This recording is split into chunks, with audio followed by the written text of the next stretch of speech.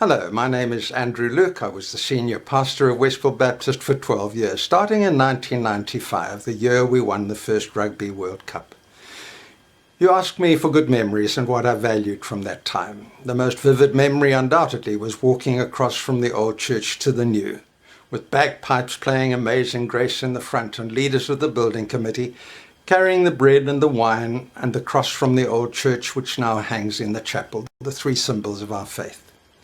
I remember looking back as I entered the new church at the river of people still streaming out of the old church. People brought friends and families, all waving their palm branches, and Mike Fulcher stopping the traffic. It's hard to describe you what a mountain it was to climb to build that new church. One time in a retreat group, I said it was really burdening me down. And a little lady called Winona, who had lost both of her children in an accident on Christmas Day, prayed for me that that burden would lift. And do you know, from that day, the burden was never the same.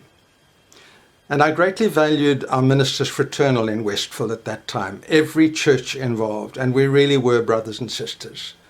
And that night when Peter Vernieke brought the entire contents of the building fund from Westville Christian Fellowship and gave it to our building fund, that made ripples in the town, I can tell you.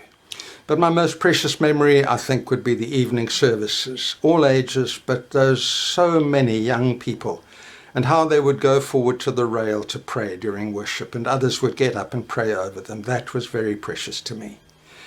One day I knelt at the rail before I went up to preach, and a bunch of young people came and prayed over me in a way that I've seldom been prayed over before or since. And I tell you, I felt a preach coming on.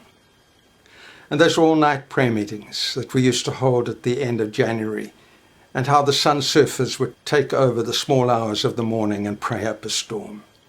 Wonderful memories. But all that is 28 years ago. The sun surfers, believe it or not, are now in their mid-40s.